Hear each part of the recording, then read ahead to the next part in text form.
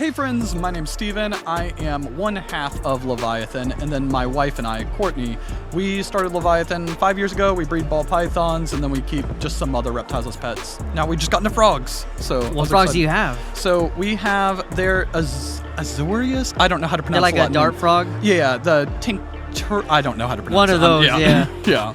I get it, dude. But they're blue. They're super cool looking. Yeah. No, I like those. So, is there anything? Now that we're at the top of this, is there anything specifically that you want to plug? Any cool projects that you have that are like that you want to highlight? Anything cool coming out?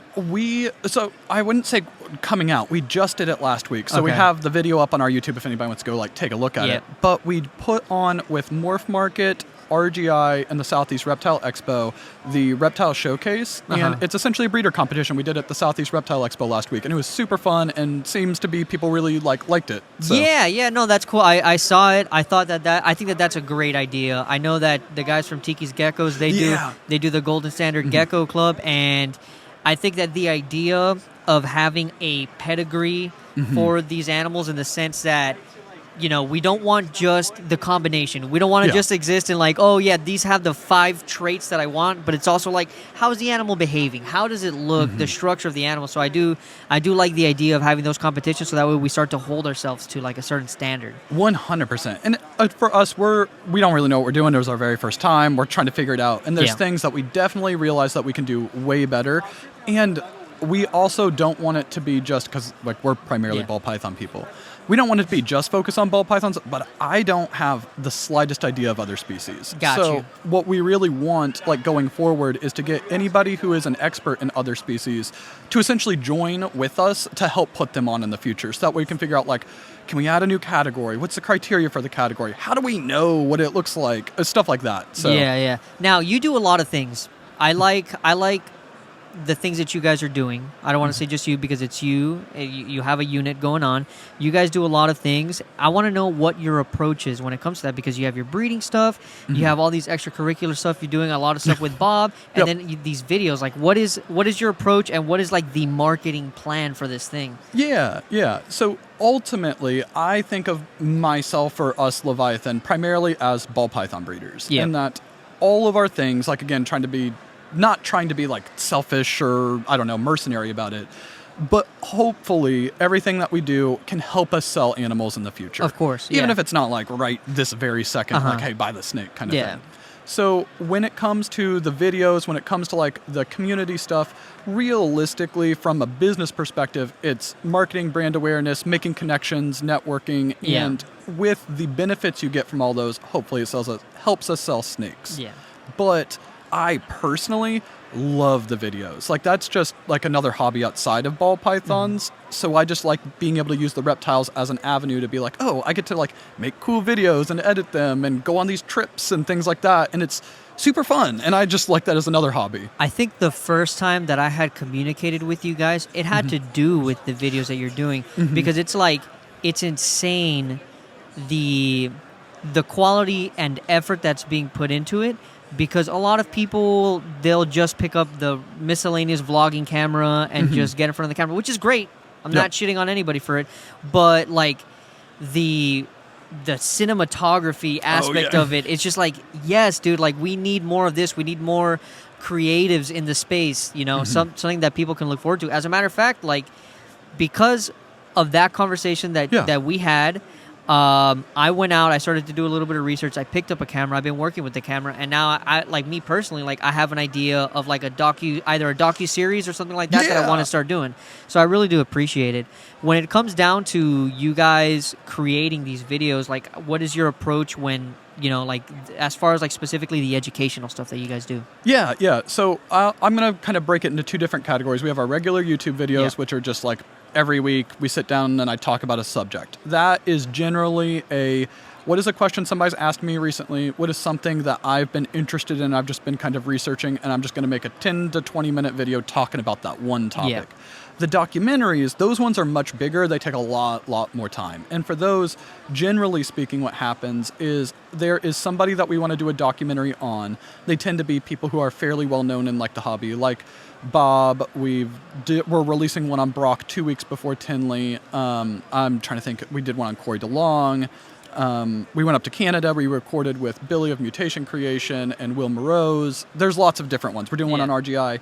And with those, we tend to focus on the person, and we want to get essentially their entire story. And we'll go down and we will interview them in person for like 2 or 3 hours, just start to finish. Like, how did you get into reptiles? But really, really deep. Yeah. And then we interview people who are close to them. So again, it's like 2 to 3 hours. So like when we did Brock's, we went to Nebraska. We recorded with Brock, Gretchen, and then his kids. And then we also recorded with Winston Smith down here because they're really, really close. Yeah. And with all of their footage, like, so they're all 2 to 3 hour interviews each, we turn it into a 30 to 40 minute-ish episode. So it's like we cut out a ton of stuff because we're really trying to get like the specific. Now, how do you figure out this is exactly something that I'm dealing with right now with what I'm trying to do? Because in the story that I'm trying to tell, I'm going to have 2 people that I'm interviewing, and I'm trying to figure out how I'm going to set up these interviews. How do you go about developing these questions in a way that's kind of like seamless with your vision? So one, we don't always do a good job of it. And it's very often where I will, in the edit, realize that there's like a story beat that we need somebody to talk about. And what we usually do on it is every single video, either myself or Courtney are in them. And part of that is because there are videos and we want to be in it. But also it's because that lets us, when I'm in the editing phase, I'm like, oh man, we really need to talk about specifically how banana ball pythons work, because Brock is discussing like all of this cool history with the banana morph and how it got like established, but we didn't actually talk about what the banana gene is and show it off. So then we will go in and we will record as if we were interviewing ourselves, like, oh, the banana gene is this beautiful morph that really affects the color, has a little bit of pattern. And that's kind of how we fit it in, where we have a rough outline of questions we want. In the edit, we'll realize that, man, we missed something, and then Courtney and I will record the missing piece. Gotcha. No, that's a great approach. Now, when it comes to storytelling, what is your approach as far as like hitting certain beats? So I really like, have you heard of like the 7-point plot structure? I think Dan Wells is the one who like... Explain it to me. Okay, so the 7-point plot structure is, there's like, you got 3-act format, which is like beginning, middle, end. 7-point plot structure deals, it's a little bit more detail, and the first one is that you have to establish your setting, your characters, and establish a goal. So that's your first beat. And it is the inciting incident, and that's like your goal. So essentially it's like, all right, if we're going to do a documentary, like let's say that we're going to do a documentary on Daytona, we would establish like Daytona, where all the stuff is going on right now. We would introduce all of the characters that we're going to have into it, and then we would have like a specific goal where maybe the story is the biggest Daytona that's ever, we want to make this Daytona the biggest Daytona that's ever existed, kind of thing. So that's our first beat, and it's like, all right, once we kind of get all those different things, we've kind of check-marked the first scene, if that makes, maybe it's more than a scene, like chapter. Okay. The second one is the inciting incident, then it's plot turn 1, so it's once you have your goal, then something has to mess it up in a way, where it's like, all right, we need to do this make this the best show ever, and something happens where a regulation comes down and it's like, oh man, are we even going to be able to have the show at all because some regulation changed? So then it's diving into how do you resolve that problem, and that's plot turn 1. And when you're writing a story, you can like write out all these different beats, but when it comes to the documentary, I'm looking for them. I'm through a ton of footage, I'm like, okay, that can be the story that he started to tell. And then I'm like, all right, here's the beat. For Brock's, it is like Brock's been doing it for more than 20 years, and he was there when bananas were $50,000 to the point now where bananas are $200. But anyway, so that's I know I'm talking. No. This is all. I'm not gonna lie to you. This is, as much as it is like, I'm glad that we're sitting down. I'm also like kind of being selfish in this situation because I'm in the process of writing the story that I want to tell, and there are things that I'm having issues putting together. So I just keep going. I appreciate it, for real. So the third beat in the 7-point plot structure, I believe, is the pinch one, which is like once you've kind of changed the plot, your plot turn is like, all right, now we have to deal with handling this regulation, something happens that makes it even more difficult. So it's like, as you go to City Hall to deal with the regulation, turns out that one of the key members absolutely hates reptiles. Maybe they are like a land developer and they want to get rid of all reptiles in the area because they want to take protected land and turn it into a suburb or something like that. Okay. So it makes it even harder. Then you have your midpoint. So at this point, everything before your midpoint is the environment and stuff around your characters causing issues, and the characters have to react to those issues. At the midpoint is when it's like, all right, based off of all the stuff, we need to get a plan together, and we are going to be proactive, and we are going to go out, and we're going to solve things. Okay. So that moves you into the second half, and at that point, once you hit your midpoint, the point where the characters go from reaction to action, then you have it where it is pinch 2, which is as the characters try implementing their plan, they try doing something doesn't quite go right, and then there's another fallback, something else bad happens.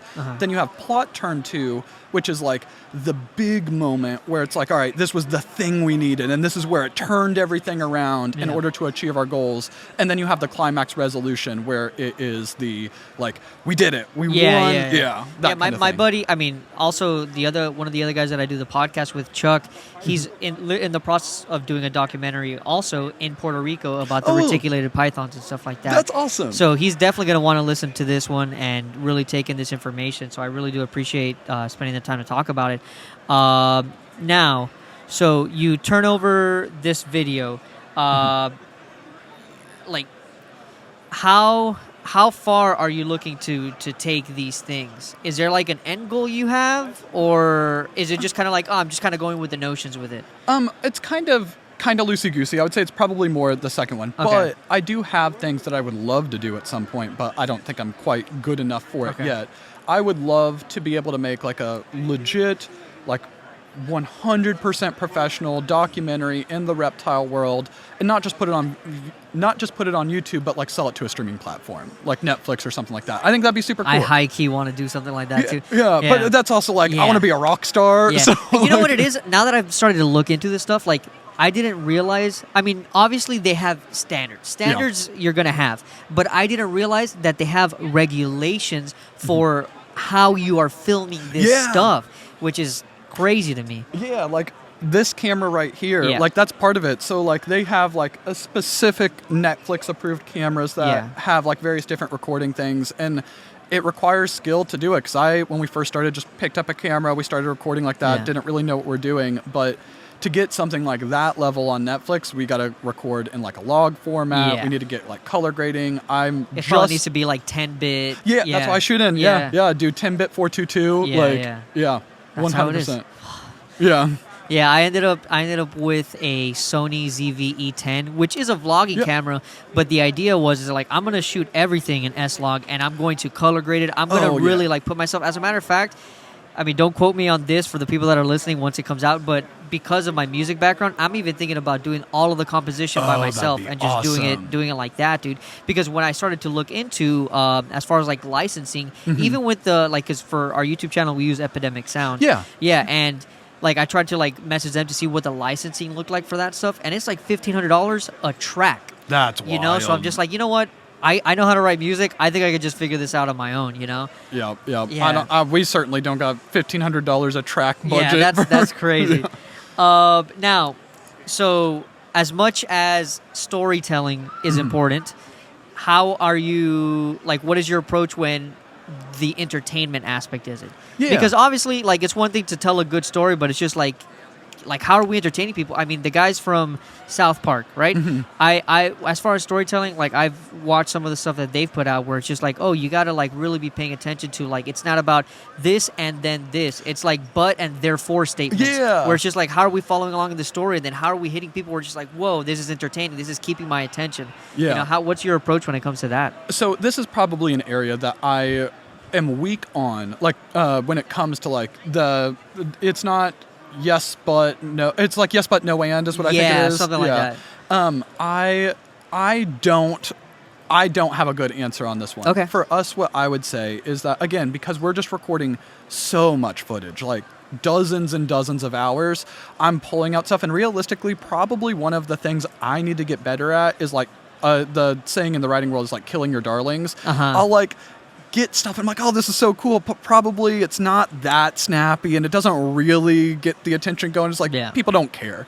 And overall, by keeping it in the videos, it makes the videos not as effective and not as engaging. And if I would have just cut it out and got straight to it, like people would have been like, oh, that was great. Yeah. But so that is something I definitely want to get better at, is like really making the videos more entertaining and not just like I told a story and this is the information. So that's something that I'm personally worried about, because I'm like, I know a length that I want. I know that I want this from 45 minutes to an hour 20, because I do want it to be like a full-length documentary. Yeah. But then it's just like, is that a standard that I'm holding to myself because I want to fit into a square? Or and then if that is the reality, can I do that while being entertaining the whole time? Because that's such a task, you know? And then if you just cut out all the fat, like, am I going to be left with a 15, 20-minute video? Is that even a story? And is that story enough? You know? Now, let's get into, like, the networking aspect of this. What's been, like, the best networking approach for you? Because, I mean, you're really hitting with the OGs. And what I'm about to say is not to be a slight, but it's like you're... From the time that I started recognizing you guys, it seemed like you guys were very fresh on the scene, and now you're like really in it with some of these guys that have very tight cliques and stuff like that. Like, what has been the networking approach? I feel like that is something that is very difficult for a lot of people getting into the reptile thing without seeming like they want too much out of the situation. Yeah, and I'm all done, and I don't take that as a slight at all, because it's true. Like, so we got in, Courtney and I, like, she had turtles and just pets, like, decades. Like, she had them back in college, all that stuff. But we didn't get into the breeding hobby until it was August of 2020 is when we decided we were going to make Leviathan. Okay. So it's been 5 years, essentially. Yeah, badass. So with that, and this is something that is, like, difficult, maybe some people don't like to hear it, but a lot of the animals that we bought, especially the higher end, were from those, like, big breeders. So by the fact that we've spent thousands and thousands of dollars with Brock, he likes us because we're good customers. So that helps as, like, your foot in the door. Same with Bob, stuff like that. Like, so I think that part of it is that we weren't just random people coming up from them, essentially trying to, like, use their name and ride their coattails without having any relationship with them beforehand. We were customers of theirs. And then beyond that, we are... again, not trying to be conceited on it, but we have a skill set that most people in the reptile hobby don't have, and that is hopefully like professional level videography, stuff like that. Yeah. So it is. You guys look, everything looks great. Everything looks fucking great. Even like the videos that you guys do, sorry for interrupting, on just the stuff that it's you guys, you behind a rack, or you in front of a rack behind you. I'm just like, yo, like the depth of field. Everything looks great. The lighting, it's good stuff, man. So I think that because of that, so, like, we already had a relationship with them. We were customers, we were friends, all that stuff. But it wasn't, we had that, and we had a skill set that they didn't have and most people don't have, that they view it as not only are they helping us by giving us credibility by being featured in these, we're also helping them because we're able to show them and show their animals in ways that they can't do on their own. Because they don't have the equipment, they don't have the skill sets to do footage like that. So it's, again, it's symbiotic is what I would say. I think that when it comes to networking, a lot of times people, both in the reptile hobby and in the world, they look at it as, what can you do for me? Not necessarily, what can I do for you? How can I help you? And if you help enough people like that and you're bringing them actual value, eventually that's the networking. That's how you build friendships, and that's how you get to the point where, like, Bob got us tables at Tinley. We didn't vend this last time, but I think it was last fall, and we wouldn't have been able to do that without Bob. Like, 100%. That's the only reason why we got those tables. Cool, man. Like, how do you go about asking for these collaborations? Like, what's the plan? Because it's not like just like, I would imagine it's not just casual, like, hey, this is an idea, but it's more like, are you hitting these people with like, hey, this is the story that I want to tell, I think it'd be very interesting, or how does that go? Kind of. So we do a little bit of like, here is like essentially the pitch, but when it's somebody that we don't know, or here, I'll go back. One of the very first big ones that we did was the 15 Minutes of Lame documentary that we did, partly with Chris Eaton, with Justin of Canova, with various other people. And with that, we participated in the 15 Minutes of Lame competition. We ended up winning that year. And with Chris's help, who he had connections with a lot of different people, he helped us get interviews. So it's almost like we got our foot in the door with somebody. They liked what we did, and they helped us reach out. And then it kind of like, once we were able to prove to people, like, this is what we made for this thing, and they're like, that was really cool, I watched that video, other people are much more willing to do it. But if you don't have that proof of concept, the way that I would advise somebody to do it is go to somebody who you're already friends with, you already have a good relationship, and ask them, being like, hey, I want to do this project, here's the pitch, maybe here's a little bit of footage, or here's a little bit of something as a sample to show what it could be like, even if it's not done yet. And then say, I'm specifically wanting to do an interview with this person. I'm specifically wanting to work with this other person for this reason. Do you know them, or do you know somebody who could introduce me? So that way you're not cold call going up to them, and the ask is coming from somebody they already know, if you don't know them, is my advice. Dude, can you believe we're getting sponsored by the biggest reptile company yet? I can't. We just gotta tell Yoshii, see what he thinks. All right, Yoshii. Oh my God, this is not what it looks like. This video is sponsored by Morph Market, the world's largest marketplace for reptiles, amphibians, and even arachnids. Buy directly from verified sellers. Whether you're a first-time keeper or a hobbyist, Morph Market connects you with the best in the hobby. I use it for shipping. Always use Morph Market for your next reptile. Let's keep on going. All right, we all know reptiles need bugs. And what better place to look for your bugs than online, not just any place, at dubia.com, because on there, not only can you find dubia roaches, you can find hornworms, you can find mealworms, and Discord roaches for your Florida folks. And while you're at it, you can go and scrolling through on their website. They also sell really awesome front open enclosures, super easy to build. So this is a nice example of one of their 4x2s, and I'm currently working on saving up to get some of their 4x4s, so these little carpet pythons can get nice and big and look awesome. Has there been a style of video that hasn't worked, that you were like, man, I thought that this was going to work? Yes, and I was super sad about it, because I like the videos. I think they're really fun. So we tried to do a lot of educational things. This year, as in 2025, January rolled around, and I'm like, all right, not only do we want to do educational things, we want to do a little bit more vlog style that's just kind of like showing us as we're interacting in the reptile world, things like that. Videos did not great, which I get it. I miss vlog style videos. I really do. Yeah. And I get it, because from the point of view of a audience member, if somebody doesn't know us and they see a video where it's like us going to Bob's house and eating balut for the first time, maybe they might think that's cool. But if they don't know us, they're like, I don't care. I don't even know what this is.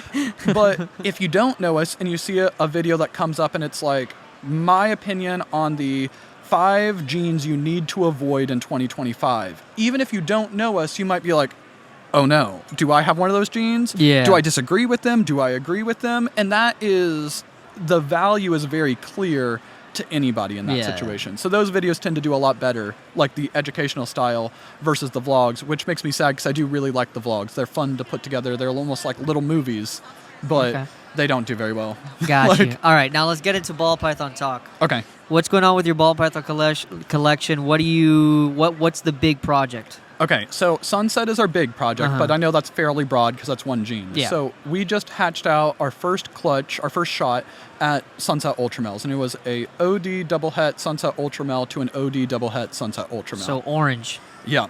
And we got 10 eggs from the clutch, so we were very, very happy with it. First time girl. And of the 10 eggs, we hit 2 Sunset Ultramels. Ooh. We got an Orange Dream Sunset Ultramel that is on Brock's table right now, actually, so we brought it down. So she's amazing. Is it for sale, or? Yep. So she's for sale. So we also hit a male, and it's a super OD Sunset Ultramel, so that's what we're holding back. I got to go check that out, because I need to see how orange this animal is. So orange. I'm not going to lie to you. If you could show me a photo. I wasn't super into the sunset thing, but I am just starting to come around for it, because it was like, it's just like another like brownish animal. So this one's the OD Sunset Ultramel. Wow. And if you swipe to the back other way, I think it is. Okay. Yeah, that's the super OD. And you can swipe again and you can see better. Like. Yeah. Give me a second, Alex. It looks look so. At this. Super Orange Dream Sunset Ultramel. It looks so freaking good. That's but yeah, crazy. and we got the OD Sunset Ultramel on the table over there at Brock's. So that is crazy. it's so freaking cool. It is so cool. All right.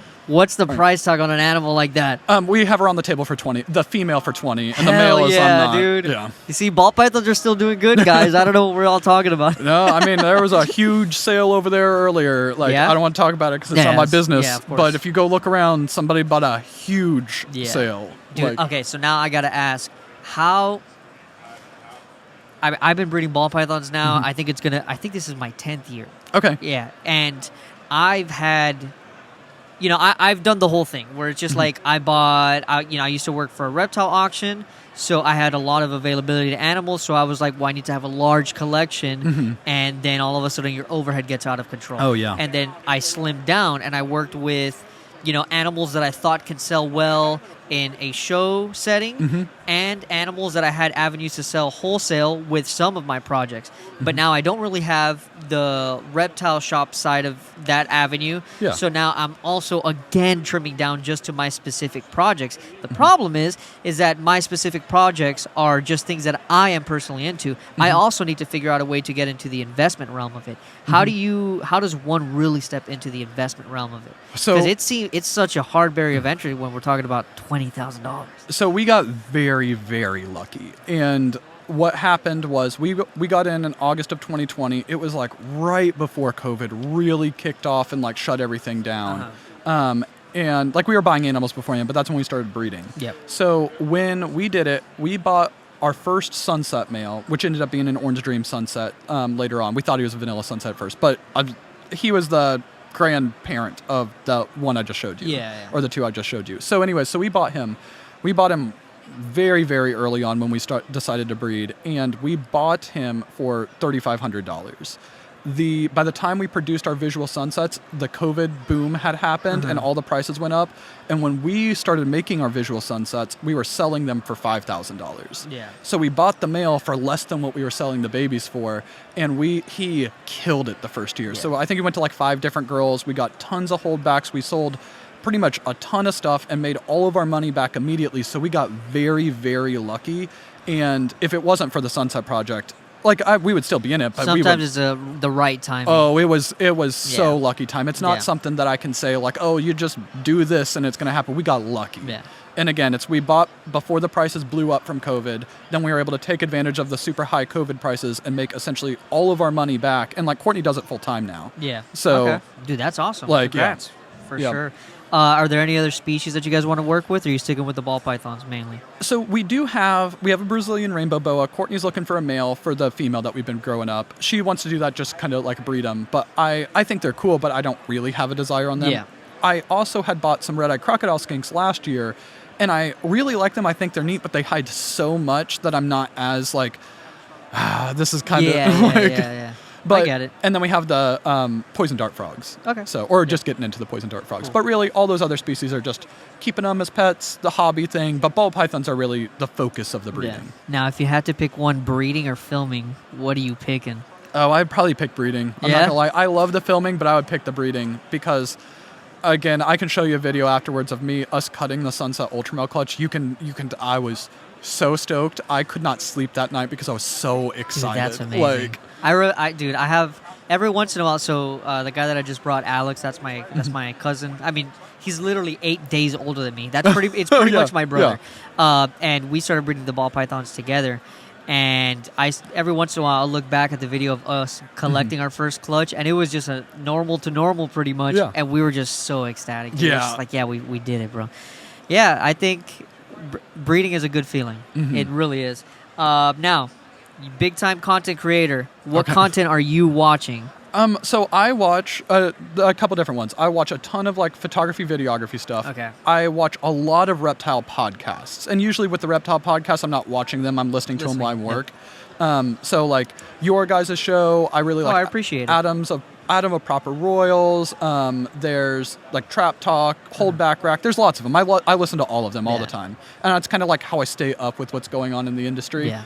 And then I also recently got into watches. So Ooh, this is, what are you wearing? All right, so this is a 1966 Rolex Oyster Perpetual 1003. That's So, cool. So have a buddy of mine that's really into timepieces and stuff like that. Yeah. And for a while, that was what he was doing for his money because they're great investments. I can appreciate a good watch. My dad was a watch guy, or is a watch guy. He's still alive. But for me, my thing was like I'm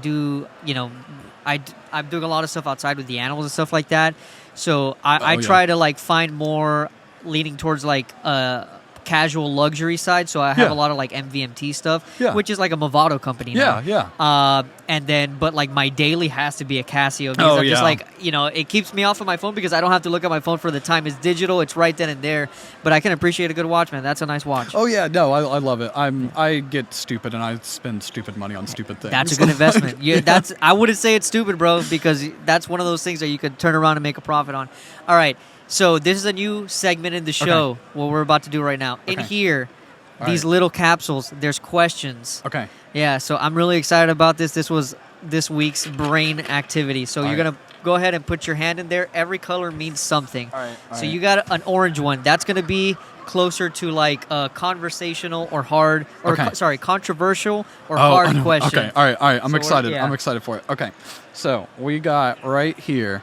The question is, what species do you think are being overbred for hype, excluding ball pythons and crested geckos? Yeah. Again, I'm because it's a question, we got to answer it. I would probably say the most, beyond those two species, the most hype I would probably say is hognoses. Yeah. And again, I love hognoses. We're friends with tons of breeders, but their hognoses are a little bit more flighty, a little bit less handleable than a ball python or something like that. So I think that there is a lot of support for hognoses, and they're so freaking cute. Yeah. That I would not be surprised if in the next 5 years or so that hognoses are included in the not ball python. Yeah. All right, let's get another one. We're gonna do a couple of these. I'll put them closer to you so it's easier. All right. What about you? What do you think? Okay, me. I will say. Still to this day, leopard geckos. I should have probably put leopard geckos on there, but leopard geckos, I'm just like, when I have a buddy of mine that'll come in and he's like, I'm ready for investment leopard geckos. I'm like, why? Are there investment leopard geckos? You see what I'm saying? Yeah. Apparently there are. Okay. I don't get it, but whatever. I didn't know. Yeah. All right. Yeah. Okay, let me get this one. All right, it's pink. What does pink mean? That's going to be just a little bit easier than this controversial one. Okay. All right. Yeah. Here, I'm going to... Yeah, you can just leave them up there. Okay, cool. Here, I'm going to try to put it in here so that way... This is the part where I haven't thought through yet. Here, you can hand it to me. Okay. All right. So on this next one, we got a pink question, and I do like this. This is fun. Okay.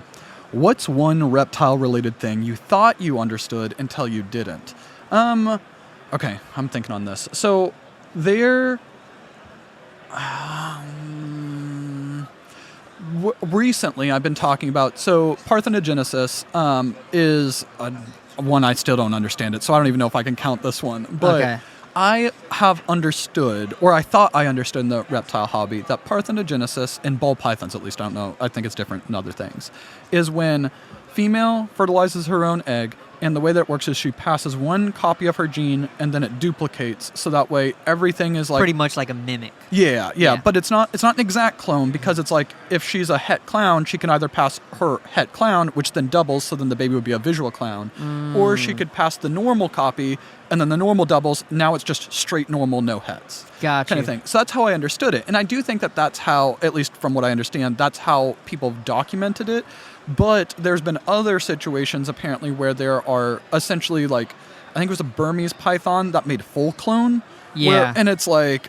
the fact that there can be multiple different kinds of partho, some partho is like a train wreck. It's like the homozygous, the half clone ones. Yeah. And then there's other ones that apparently can be viable. And I'm like, the reason why I bring this up is we recently hatched out a clutch. It was an inchy gravel hypo clown male.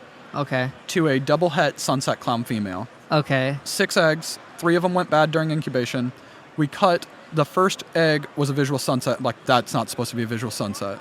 Second one, visual sunset. I'm like, that's not supposed to be a visual sunset. Third one, sunset clown. I'd be like, so I'm thinking it's partho this whole time. You know, that's wild, because I do think about partho every once in a while, and I never think of it genetically more than it's just like, oh, it's cool that like it mimics. And I don't know why I never thought about like these morphs. these mutations? Like, how do they transfer over? Yeah, That's interesting. So the reason why I'm disappointed, and again, we don't know. We're going to test. There's one situation. There's one of the sunsets I'll show you where I'm like, maybe that's an inchy sunset, and it wasn't Partho, but there was like a male that got a lock that we never saw. Yeah. Here, pull that up. Yeah.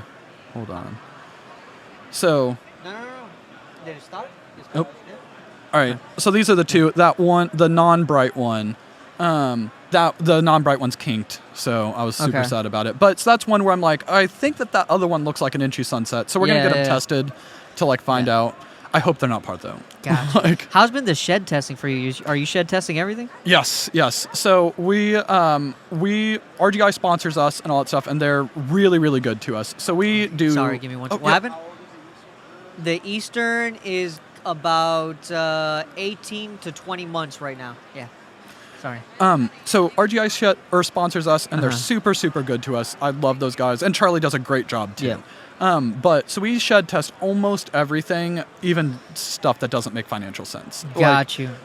If we have a question on an ID and we can test for the gene, we'll send in a shed test for it because we just would rather know. Yeah.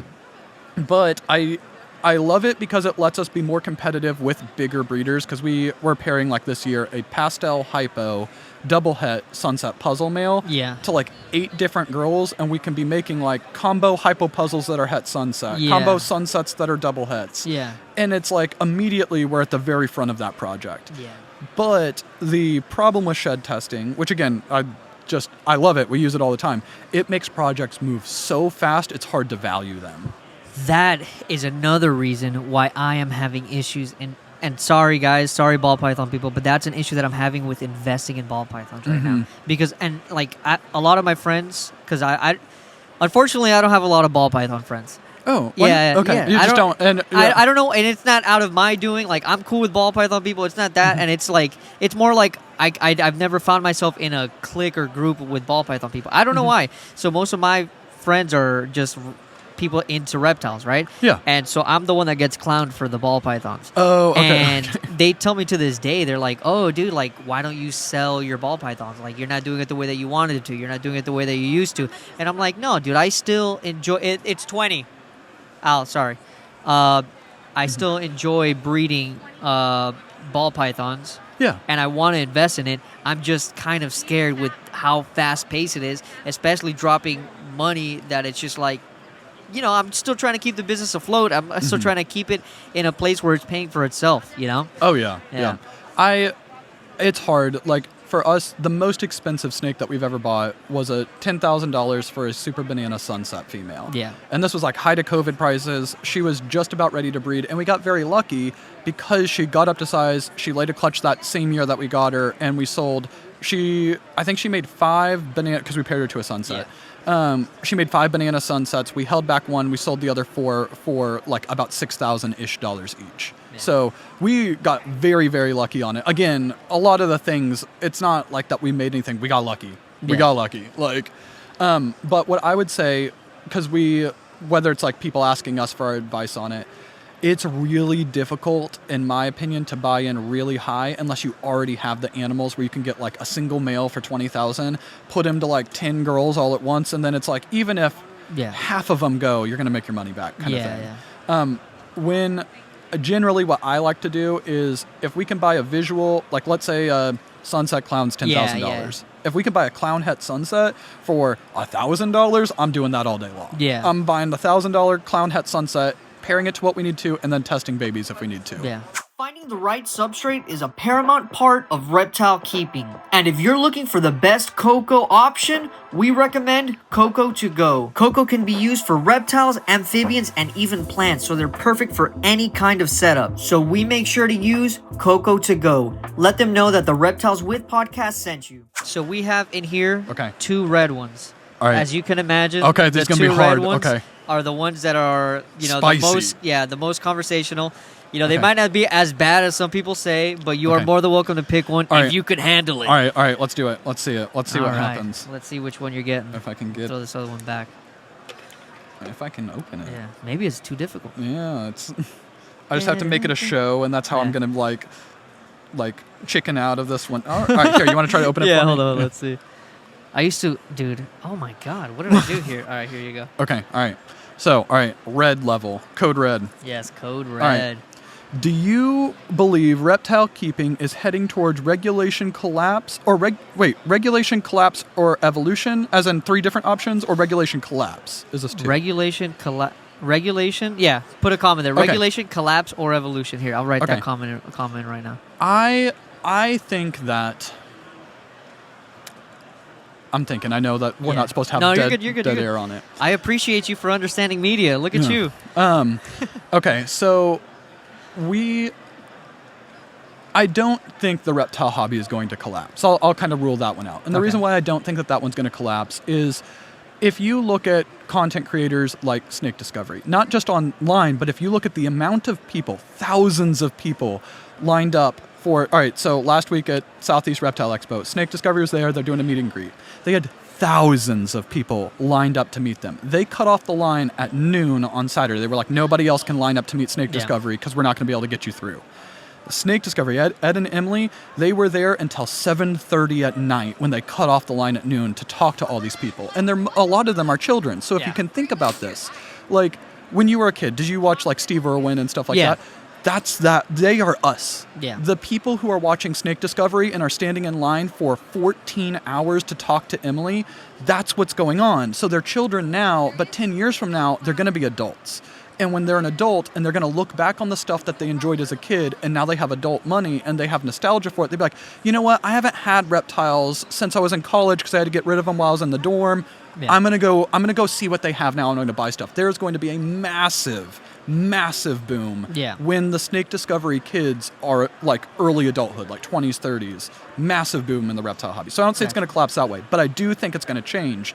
And I think that, again, we're breeders, we use rack systems, but we also, I believe that the vast majority of pet keepers do vivariums. So one of the things that we do is that we have like these vivarium style enclosures that we have in our living room where whenever we have animals that we know are going to pet homes, they're not breeder, like bells, stuff like that. Yeah. We establish them in vivariums because that's a closer enclosure system to what they're going to go in. Yeah, so that way they have an easier time transitioning. That's great. So I think that I could see the reptile hobby moving in that kind of direction where breeders make animals for other breeders and they do it however they do. But when it comes to the pet side, I think that it's going to be, I'm not going to say if you aren't doing it. I think that there's going to be a lot of breeders who specialize in like, here we are trying to make sure that the experience for the pet side is as good as we can possibly do. Perfect. All right, where can people find you? One more time. All right, so we are Leviathan on YouTube. I think the actual handle is at Leviathan Snakes. We are Leviathan Snakes on Instagram. We're also on TikTok. I don't really know how to work TikTok very much, but Courtney does. Yeah. So, but yeah, no, thank you so much for having us. Dude, I appreciate you for spending the time with me. Thank you so much, buddy. Oh, you killed it. Yeah, you did great. That was an awesome.